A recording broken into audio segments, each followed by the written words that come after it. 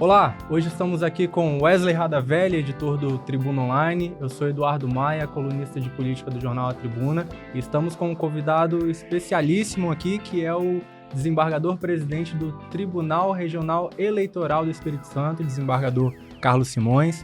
Hoje a gente vai falar um pouquinho sobre o processo eleitoral de 2024, o pleito está chegando, já é logo ali em outubro, e um pouquinho sobre os projetos do Tribunal Regional Eleitoral, segurança das urnas, segurança política. E tudo isso a gente vai falar um pouquinho hoje. É um prazer muito grande estar aqui.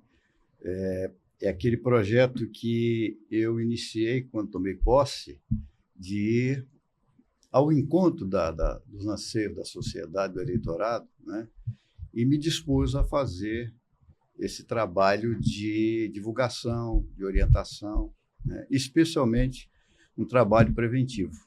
Perfeito. Então, coloco aí à disposição de responder aquilo que eu tiver condições de responder. Maravilha. Recentemente houve aquelas manifestações, aquelas invasões às sedes dos três poderes em Brasília, e isso deixou muita gente preocupada.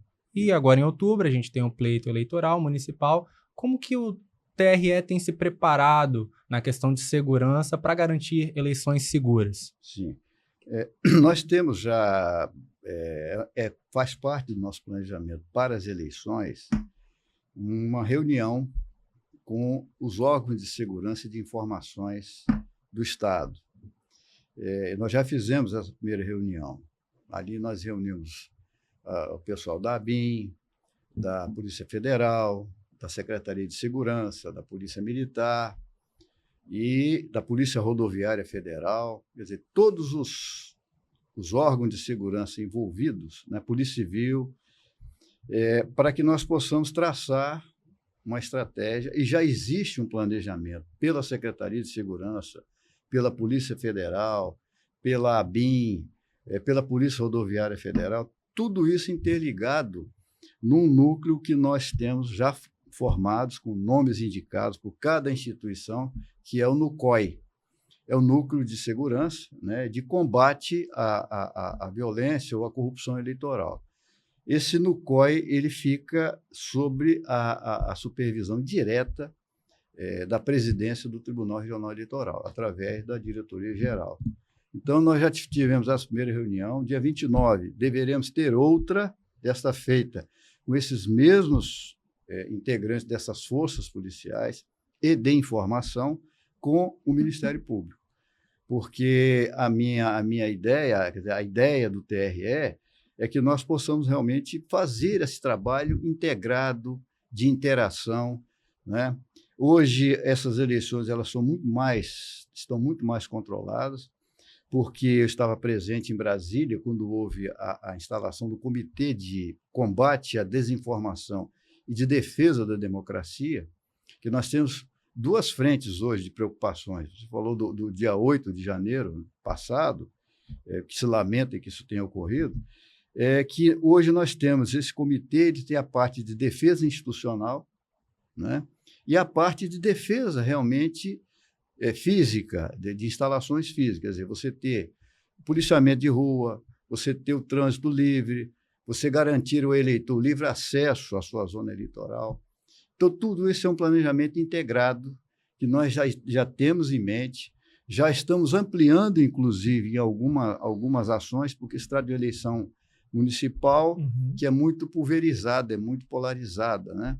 Mas nós estamos trabalhando já nesse sentido e a população pode ficar tranquila que a nossa intenção, o nosso objetivo, o nosso propósito é de garantir ao eleitor eleições limpas, seguras, e que você, eleitor, possa chegar lá na sua zona eleitoral e digitar o seu voto sem qualquer influência, especialmente com toda a segurança possível. Agora, presidente, então isso mostra que o trabalho do TRE não é só no período eleitoral, Não. Quando começam as convenções, que sai o número dos candidatos. O eleitor precisa saber que o trabalho do TRE vai muito além disso, inclusive preparando a eleição e o pós-eleição também, né? Sem dúvida alguma. Essa pergunta me foi feita até quando eu tomei posse, e eu esclareci o trabalho no TRE. A eleição passa e os problemas ficam.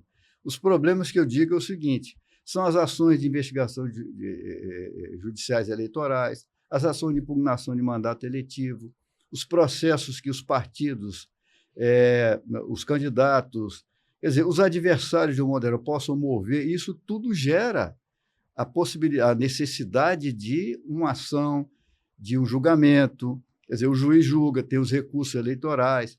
Então, agora, né, nessas eleições municipais, a nossa intervenção será mais no controle, que é da instituição, do tribunal, mas também no julgamento dos recursos. Quer dizer, nós temos agora orientações para todos os juízes eleitorais, juntamente com o Ministério Público Eleitoral, né, para que esse processo seja deflagrado nas respectivas zonas no interior do Estado, aqui na capital, né, na Grande Vitória. Todas essas consequências, né, elas podem e certamente irão desaguar nos recursos que irão para o Tribunal Regional Eleitoral. Propaganda eleitoral, impugnação de mandato eletivo, as ações de investigação judiciais eleitorais e uma prestação de contas. O tribunal não para. Já me fizeram essa pergunta, eu faço questão de responder. Nós trabalhamos 24 horas por dia. Vocês não têm noção do que é o funcionamento de uma justiça eleitoral. É muito trabalho, é muita preocupação, e nós agora estamos em linha direta com o Tribunal Superior Eleitoral. E a ministra Carmen Lúcia, eu já fui lá 3 vezes em reunião, ela quer mensalmente, periodicamente, pelo menos, manter um contato com as presidências dos TRS para exatamente acompanhar isso, como vão andar as eleições até, se houver segundo turno, até o término do segundo turno. Mas o tribunal não para, o trabalho é constante. Nos últimos anos, a gente observou muito um movimento de polarização, né, Wesley, no Brasil todo. Sim, sim. Eu gostaria de saber se isso, em 2024, eleições municipais, ainda preocupam o TRE? Olha, sempre há essa preocupação, né?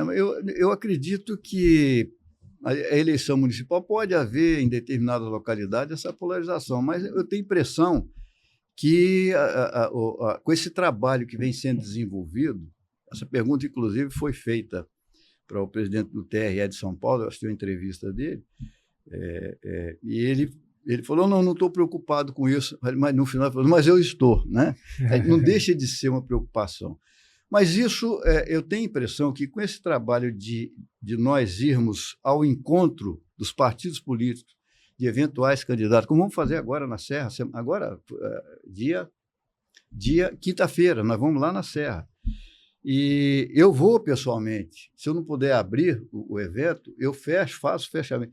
Para quê? Para passar para eles que a Justiça Eleitoral está preocupada, porque o processo eleitoral não diz respeito só ao controle pela Justiça Eleitoral, juízes, promotores, polícia, isso aí faz parte do aparato.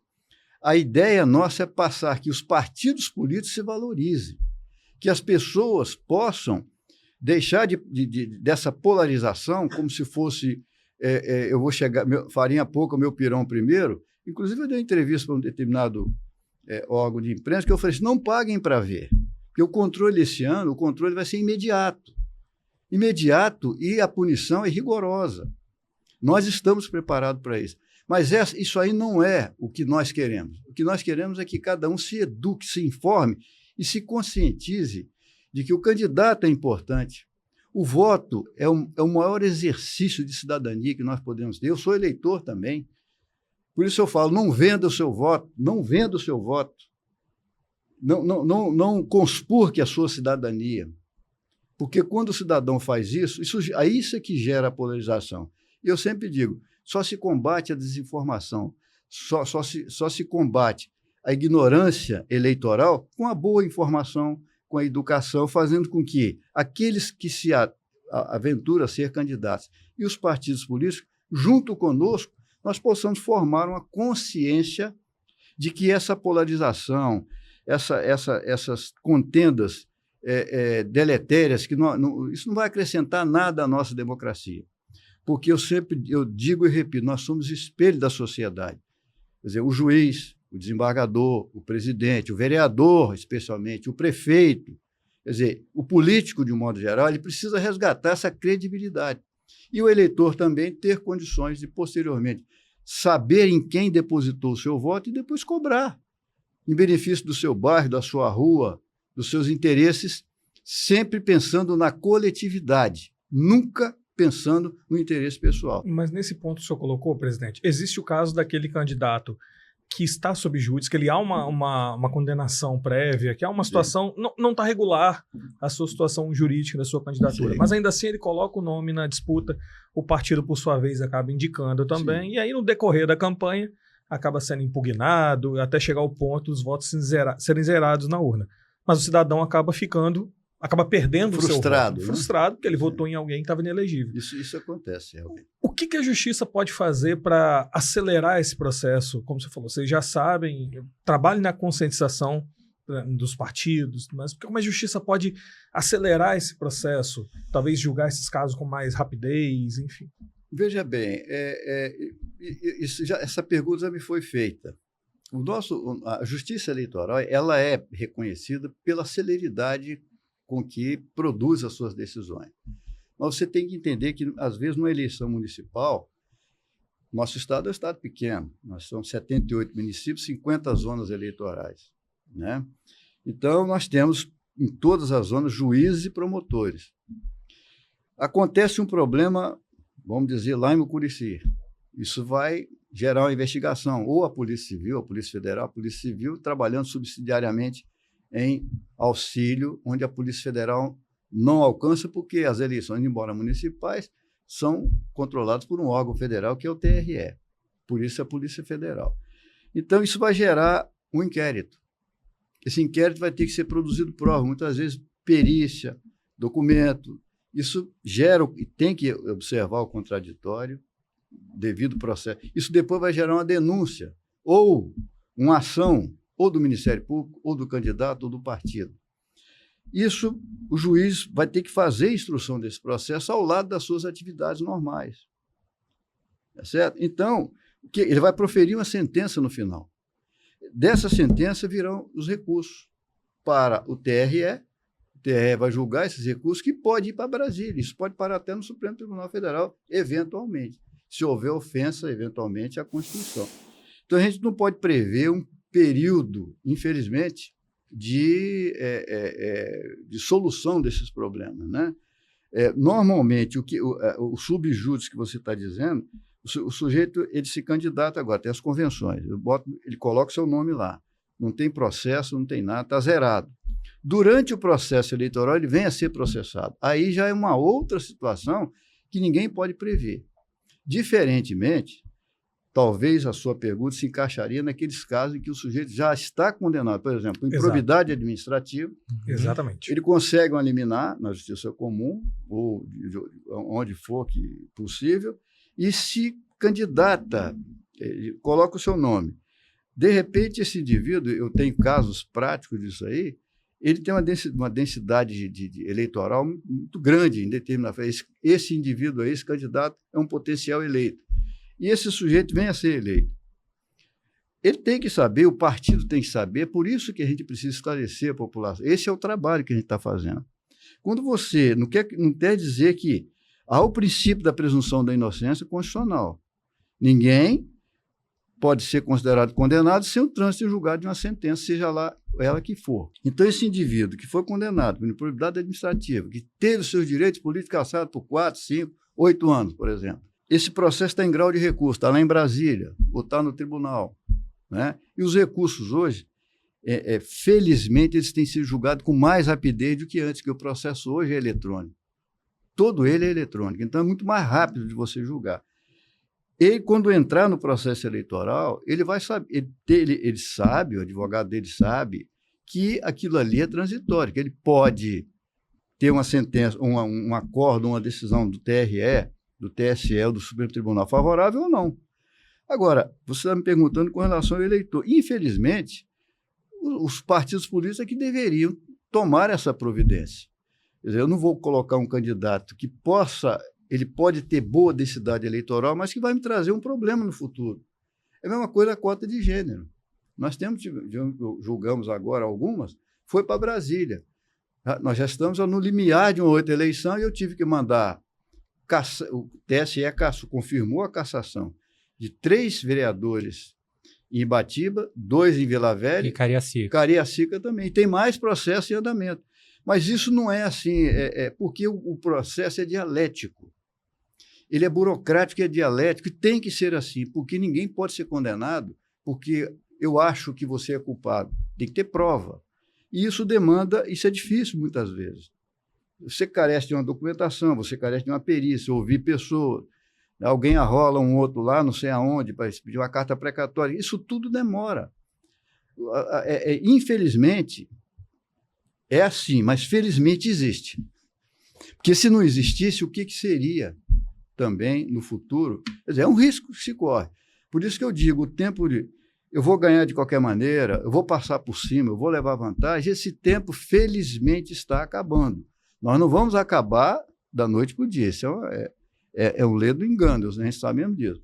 Mas essas questões, elas existem e nós temos que trabalhar para nós termos soluções mais rápidas. Mas a justiça, ela dá a sua resposta porque o devido processo legal constitucional, ele passa pelo juiz de primeiro grau, pela justiça estadual de segundo grau, pela justiça eleitoral de terceiro grau, que é o TSE, e pode ir a um quarto grau, que é o Supremo Tribunal Federal. Então, isso demanda tempo, e é o Brasil todo. Nós não gostaríamos que isso acontecesse, mas isso é a nossa realidade. Então, o que nós temos que trabalhar? Os partidos políticos é que têm que se conscientizarem. E também justamente com a questão da fraude à cota de gênero. Sim, também, né, presidente? Alguma, é a mesma, que é o partido que é o principal culpado. Na verdade, claro, não é o mandato do vereador que é cassado. É o partido. O partido que perde a cadeira, né? Claro, eu falei um dia desse em Cachoeiro. Eu falei, as mulheres presentes não aceitem participarem dessa fraude. Por que aceitar? Se a legislação é para proteger, para beneficiar, para valorizar a participação feminina na política, por que nós vamos aceitar, nos sujeitarmos a essas fraudes, a essas coisas? Muitas vezes é porque as pessoas não compreendem muito bem. Por isso que eu digo, partidos contratem bons advogados, procurem se informar, tá certo? A Justiça Eleitoral não é um órgão consultivo de fato concreto. Nós só respondemos consultas em tese. Agora, o fato concreto, se o sujeito fez ou se não fez, se ele é apto ou não é apto, isso aí é o partido que tem que decidir. Esse é o trabalho que nós temos feito, dessa mensagem de levar para eles essa informação, esse alerta. Cuidado com o que vocês estão escolhendo. Escolham bem. Não iludam o eleitor. Nós não vamos formar uma democracia do futuro no nosso país, no nosso município, no nosso estado, no nosso país, agindo dessa forma. Isso é coisa do passado, isso já morreu, isso tem que acabar. E quando essa má conduta vem do candidato, como é que o TRE vai fazer para fiscalizar os candidatos? Às vezes que começam aí a campanha antes da hora, né? Ou já na campanha isso fazem algo... Isso já está acontecendo. Já. Como o órgão pré-campanha, nós temos instrumentos de controle, né? Quer dizer, o TRE ele coloca à disposição, você tem um site, você tem o Pardal, que é um instrumento muito bom de denúncia de irregularidade, e você tem o Ministério Público, você tem o trabalho que a gente faz também de divulgação. Quer dizer, você só fica sabendo disso, na verdade, quando chega uma informação para a gente, se alguém está fazendo propaganda, isso é disparado imediatamente para o Ministério Público, para a Polícia Federal. Já é bem rápido, né? Muito rápido. Isso aí é imediato. E nós já julgamos casos, inclusive, não vou dizer nomes aqui, porque né, as coisas ainda estão... Pode ter grau de recurso, essa coisa toda. Mas já houve casos aqui, e o sujeito foi para a rede social, botou lá fez um vídeo, começou a falar certas coisas, o Ministério Público Eleitoral entendeu que era o caso de propaganda antecipada, né? E aí, o que você vai analisar? Se está dentro dos parâmetros. Essa questão de pré-campanha é um negócio meio complicado de você estabelecer certos limites. A legislação estabelece certos limites. Esses limites você vai analisar posteriormente, tecnicamente, se aquela ação corresponde, está dentro dos parâmetros. Se não estiver, ele vai sofrer sanções. Quais são as principais sanções dentro desse caso? Tem multa, né? Geralmente multa, né? Você retira do ar, ele é obrigado a retirar e você aplica uma multa. E essa multa, muitas vezes, é que a multa deveria desestimular, porque quando dói no bolso do cidadão, né, aí, porque é dinheiro público que está sendo jogado fora. É preciso entender isso, né? O dinheiro, o cara, alguém fala assim, mas desembargador, é recurso público, recurso seu também, eleitor. É o meu, o seu, nós que está na campanha aí. É imposto nosso que está financiando isso aí. Eu não vou discutir se está certo ou está errado, porque foi aprovado pelo Congresso Nacional. Então, eu tenho que respeitar isso. A gente tem que respeitar as leis em vigor. Mas é preciso entender, preciso fiscalizar mesmo o mau uso do seu dinheiro público gasto em campanha. E só o eleitor... Nós só vamos formar um Brasil diferente, meus amigos, o dia que nós, o povo, tomarmos conta do nosso país, através do nosso voto, através das nossas escolhas, porque nós também somos responsáveis pelas boas ou más escolhas que fazemos, muitas vezes enganados, como você falou aí. Infelizmente, acontece isso, né? Mas podem ficar tranquilos que a fiscalização ela é intensa. E tem mais uma coisa. Hoje nós temos um comitê interno que é ligado ao Comitê de Combate à Desinformação. Desinformação aí, fake news, mau uso da inteligência artificial e outras formas e ofensa ao sistema democrático brasileiro. Qualquer atentado, conforme ocorreu no dia 8 aí, nós temos, isso aí já tem informações aqui que já vai direto lá no TSE e de lá ele já dispara as providências. Hoje o controle é total. Ninguém precisa pensar que vai fazer alguma coisa que pode não ser descoberto. Ele pode não ser descoberto agora, mas a tendência é que ele faz, daqui a pouquinho já está sendo acionado. Então, o Ministério Público está bem atento com relação a isso. Eu volto a repetir, aproveito a oportunidade, não paguem para ver que, dessa vez, a fiscalização está 10 mil vezes mais rigorosa do que foi antes. Eu estou vindo de Brasília aqui com esse recado da ministra Carmen Lúcia, né? Ela quer segurança absoluta, ela quer rigor absoluto, questão de cota de gênero, a questão da discriminação racial, uma série de demandas, de bandeiras que o Supremo Tribunal tem levantado, o TSE tem levantado, e essa recomendação foi expressa. Então, o nosso planejamento está todo em cima disso aí. E eu faço questão de participar desse processo pessoalmente, para passar para a população uma informação. Acreditem no processo eleitoral, não abandonem a vida política, né? Deposite o seu voto com segurança, com confiança, cobre depois daquele a quem você elegeu, participe das convenções partidárias, acompanhe o seu partido, entenda o programa partidário do partido do candidato que você apoiou. Muita gente não sabe nem o que é isso. Presidente, o senhor chegou a citar um pouco sobre os jovens, né, a importância deles mudarem um pouquinho esse cenário que o senhor está falando. E recentemente o TRE divulgou que o número de jovens que não têm a obrigatoriedade de voto aumentou aqui no Espírito Santo. E ao que se deve isso? Como é que é o trabalho do TRE para atrair esse público jovem para o processo eleitoral? Por que se deve isso? É o trabalho que a Justiça Eleitoral tem feito de ir às escolas. Eu, por exemplo, eu fui lá no IFES, tem uns 2, 3 meses, falei para 300 alunos, entre 15 e 18 anos. Levei o TRE todo.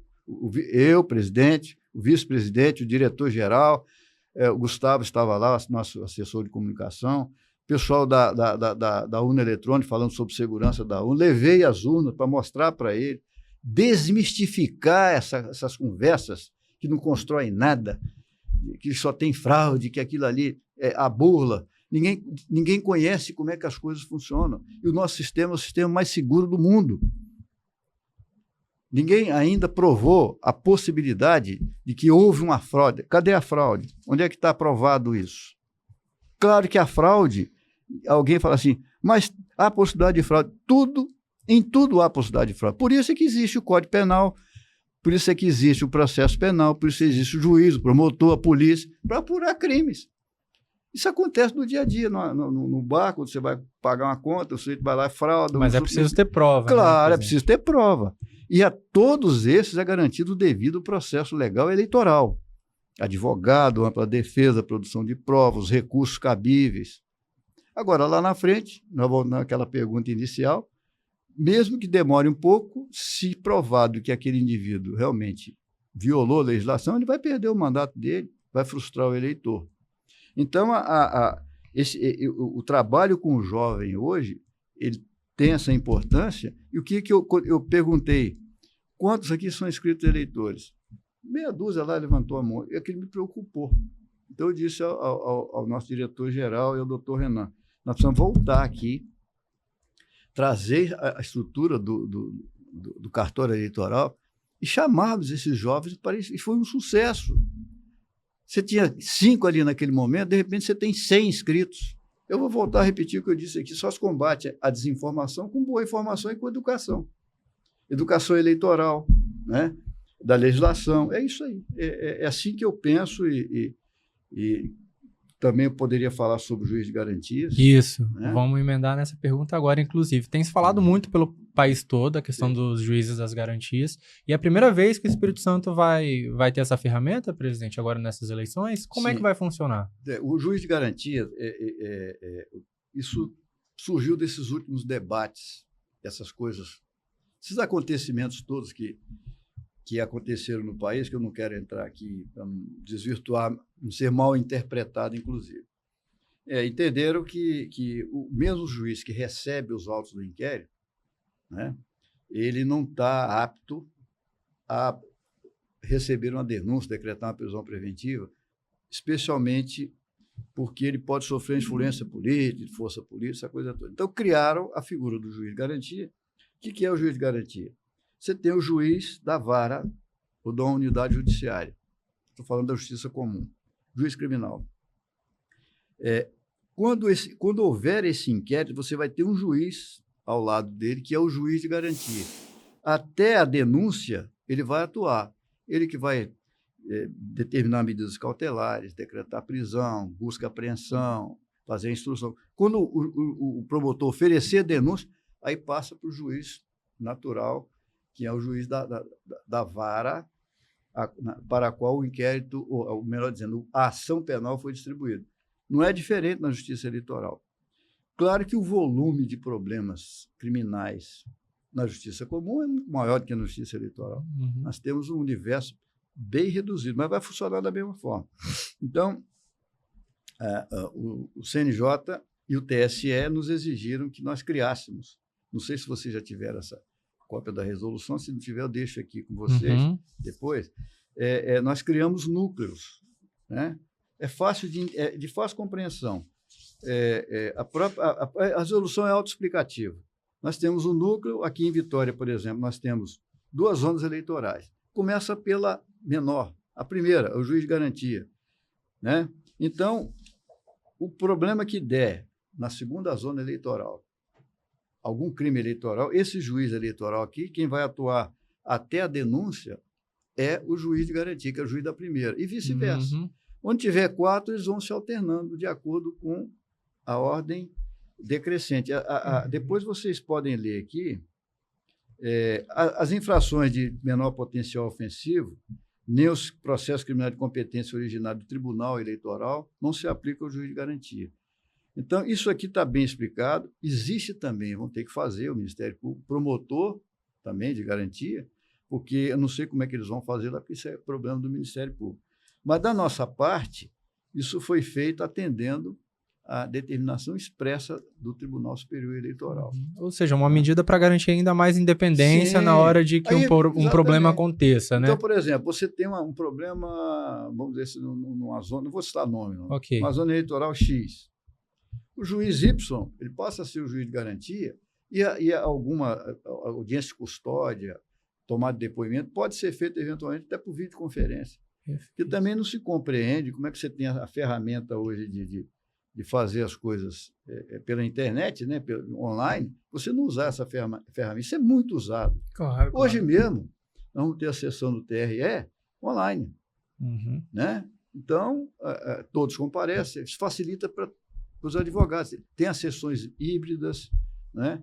Então, o tribunal já tem a sessão virtual também. Então, a tendência é essa. E esse juiz de garantia já começa a valer a partir dos casos. A resolução entrou em vigor na data da publicação, nós decidimos no dia 10 de julho, E ela foi publicada no dia 11 de julho. Então, desde o dia 11 já está valendo.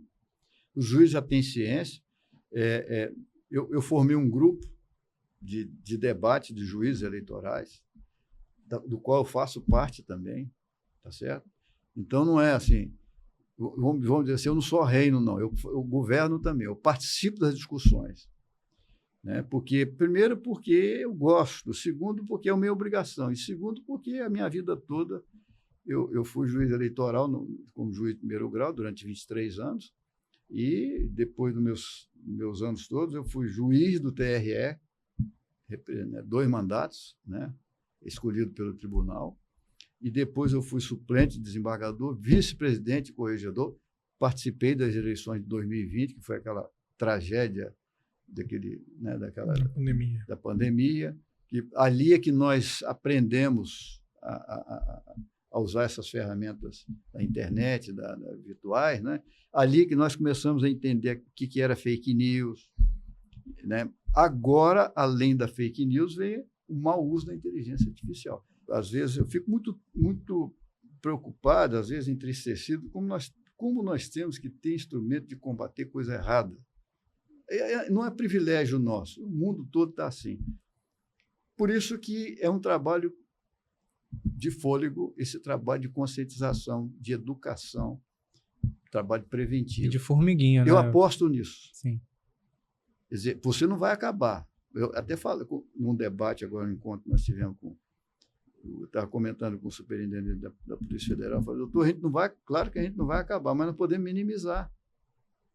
Quer dizer, quantos problemas você pode evitar que aconteçam? Então, esse é o verdadeiro trabalho, prevenir. Como prevenir? Nós temos planejamento, nós estamos em execução para isso. Um desses trabalhos é exatamente esse trabalho de divulgação, de conversa, de troca de ideias, de experiência, de dar voz àquele que quer ser candidato, dar voz ao partido político, perguntar, de tirar suas dúvidas, de criticar, inclusive. Eu sempre digo o seguinte, às vezes a crítica eu posso não gostar dela, posso achar que eu fui criticado injustamente, mas até a crítica virulenta, mal feita, que possa te colocar em má situação, te leva a refletir. Então, presidente, bom, aqui já está tudo ok, não é? Perfeito. Queria saber se o senhor tem alguma coisa a acrescentar, se o senhor quer deixar mais um recado, antes da gente finalizar a entrevista. Tá. Bom, o que eu quero acrescentar, dizer ao eleitor que me assiste nesse momento, é que vocês pensem, antes de depositar o seu voto, sem a consciência necessária em quem estão votando. Não vendam o seu voto, não vendam a sua dignidade. A maior representação de dignidade do cidadão é o seu voto, é o direito de você votar e ser votado. Isso é sagrado, eu já disse isso em outros oportunidades. O voto é sagrado. Procure saber em que candidato você está votando. Combata a desinformação, não dissemine falsas notícias, não contribua para o tumulto no processo eleitoral. Vamos votar de forma ordeira, pacífica, porque a preocupação da Justiça Eleitoral é garantir a todos os eleitores que vocês possam digitar o seu voto de maneira tranquila, sem influências maléficas, e vocês possam, posteriormente, com a legitimação que lhe dá o seu título de eleitor, cobrar daquele em quem você votou as melhorias para a sua comunidade, para o seu bairro, para a saúde do seu UPA, que deixou de ser construído. Quer dizer, cobrar as promessas de campanha daqueles que fizeram que você votasse nele. Então, essa é a mensagem. Vamos ter tranquilidade, vamos ter paz, vamos evitar a violência, a virulência, o mau debate. Isso não constrói a democracia. Nós só construímos a democracia com civilidade, com educação e respeitando as ideias contrárias. Então, esperamos garantir a todos vocês que essas eleições sejam eleições limpas, seguras e que vocês possam ter a felicidade de, posteriormente, depositando o seu voto, você ver o seu candidato ser eleito, para que você possa, posteriormente, cobrar deles os resultados que você esperava. Então, fica aqui o meu abraço. Vamos contribuir, denuncie as más práticas, denuncie as fraudes, a compra de votos. Existe o Pardal lá no TRE, que é feito para isso. Qualquer dúvida, entre no site do TRE ou entre em contato com a sua zona eleitoral para que o cartório eleitoral, o promotor eleitoral, o juiz eleitoral do seu município, do seu bairro, ele possa lhe dar as explicações necessárias. Seja um fiscal contra a falsa notícia. Seja um fiscal contra o mau uso da propaganda eleitoral. Não aceite a propaganda que possa estar ferindo seus princípios. Vamos defender a nossa democracia, mas com civilidade. Com civilidade. Então, nós contamos com a colaboração de todos. A Justiça Eleitoral está aberta a todos os eleitores. Lá é a Casa da Cidadania. Estamos à disposição de todos e desejamos que as eleições sejam as mais tranquilas possível. Um abraço a todos vocês. Perfeito, presidente. A gente agradece muito a sua disponibilidade, né, Wesley? Sua presença por ter vindo aqui falar com a gente em nome de toda a Rede Tribuna. Isso, e colocar a Rede Tribuna à disposição para reportar todos esses fatos, os feitos também da Justiça Eleitoral e no combate à fake news, a trazer informação de forma precisa e correta, na apuração em tempo real, no dia da eleição. Nós tivemos esse experimento em 2022, vamos trazer de novo para esse ano. E nós estamos à disposição, Jornal A Tribuna, as rádios, Legal FM, Tribuna FM, Portal Tribuna Online, TV Tribuna, para trazer a informação verídica e de qualidade para o cidadão. O TRE está lá de portas abertas e que a imprensa seja realmente nossa parceira, esteja conosco, para, inclusive, nos auxiliar, nos informar e também contribuir com o eleitorado para que eles possam estar informados, né? Então, essa parceria sadia com a imprensa, eu já disse isso, né? Eu conto com vocês e o TRE está de portas abertas à disposição. Muito obrigado. Esse bate-papo sobre as eleições de 2024 você pode conferir no Jornal Tribuna, no portal Tribuna Online, no YouTube Tribuna Online e também nos nossos tocadores de podcast.